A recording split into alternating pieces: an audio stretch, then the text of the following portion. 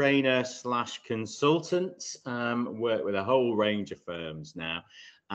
But generally, it's about delivering regulatory compliance, financial crime compliance courses, and getting in-house with firms as well to spend some time working through policies, processes, procedures, and so on. Where do I work?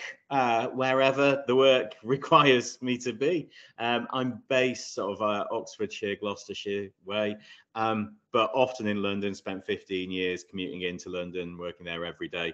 I've had some interesting assignments across Europe, been to Gibraltar recently, and also to Ghana. So yeah, international.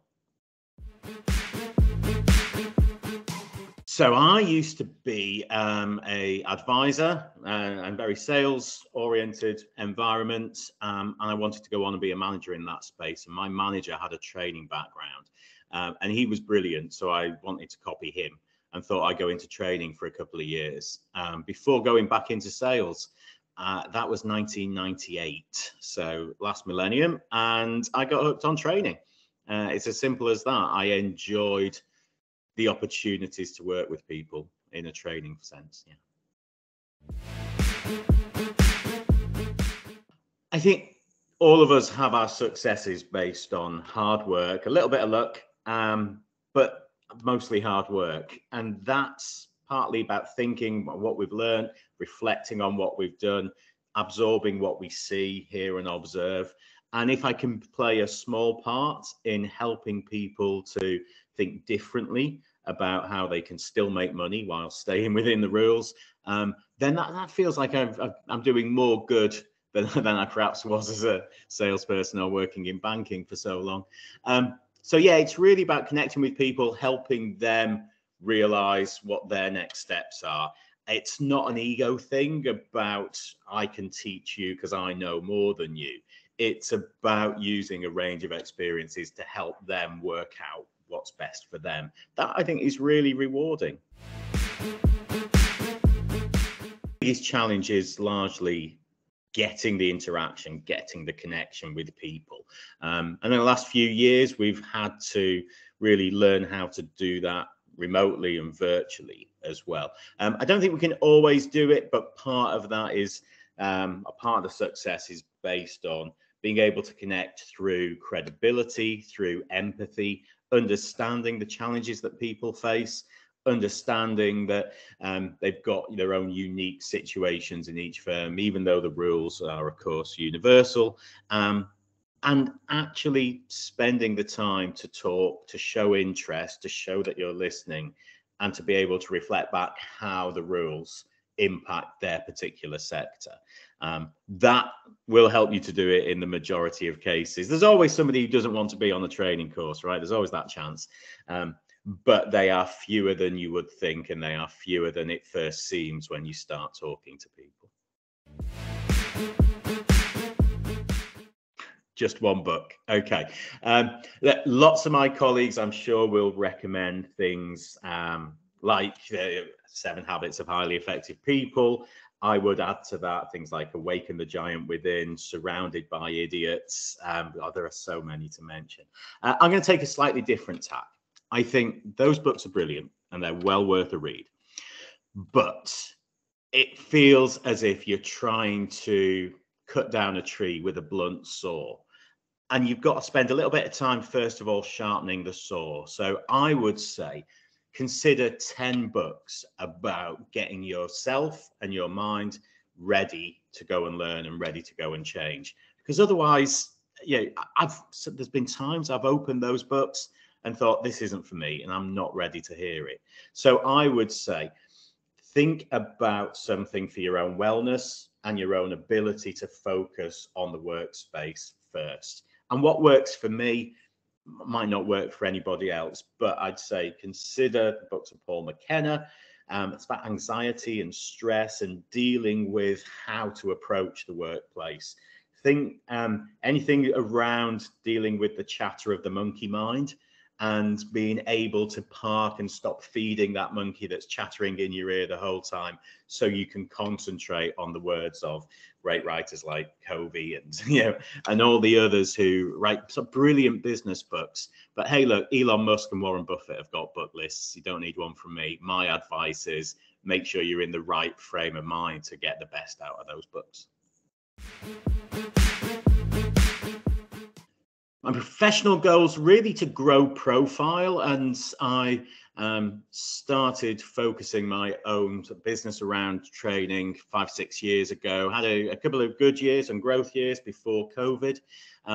So now I think we're sort of 5 or 6 years into that, and I want to kind of grow my own profile a little bit.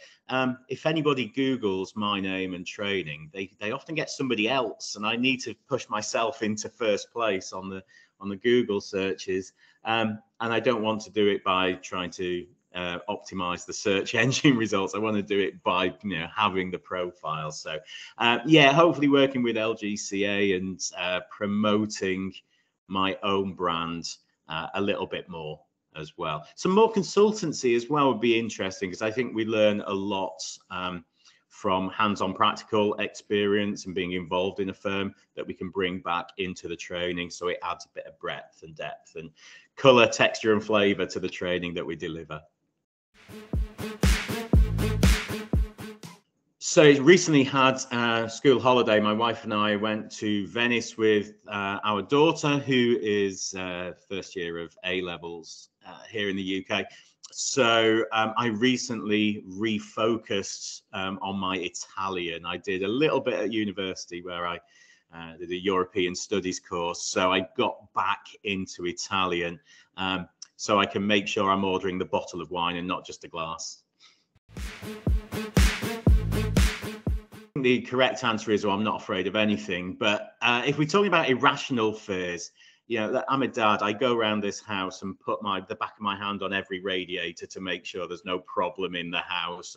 And I think I'm always fearful of a pipe leaking somewhere in the roof space. But no, I think common fears, really, there is no reason to think that business will dry up and you won't be able to pay the bills, right? There's no evidence to say that will happen, but that thought can still nag away at you a little bit. So yeah, I think it's just the fear of the unexpected, and the way you deal with it is having some confidence in your own resilience, looking at where you've overcome challenges in the past, and recognizing that all the smart people in your past who've taken a bet on you and given you a chance because they saw something, you don't know better than them. They had something, they saw something, and they were probably right. So yeah, that's how I deal with fears.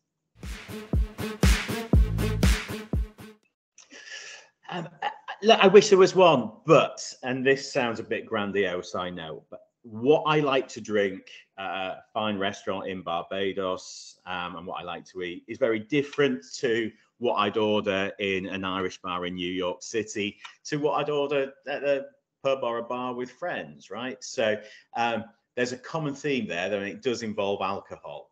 And yeah, I would make sure that I had a conscious choice of what's best for the situation, but also what I like. A pint of Guinness in an Irish bar in any country of the world is to be celebrated then.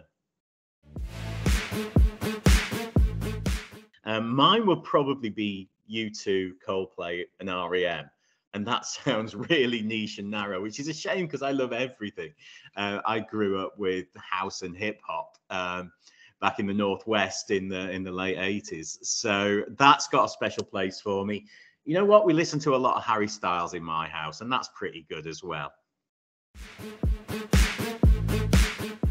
I love going east. So I've never been to Japan. I guess that would be something I'd want to do. I've been to China, I've been to Bangkok, Thailand, and a couple of the islands as well. And that always feels so different. But I'm very fortunate. My wife works for an airline, so we usually get away a few times a year. Often standby, often left behind as well if there are no spaces available. But we always make the most of it. And dream destination, I love travel. My wife works for an airline, as I say, and people ask her about her favorite destination, favorite airport to land into. It's Heathrow. It's coming home at the end. Hopefully, we'll see some people and some of the people watching this joining our consumer duty course, where I'll explain to you what the regulator means when they tell you you should eat a live frog first thing in the morning.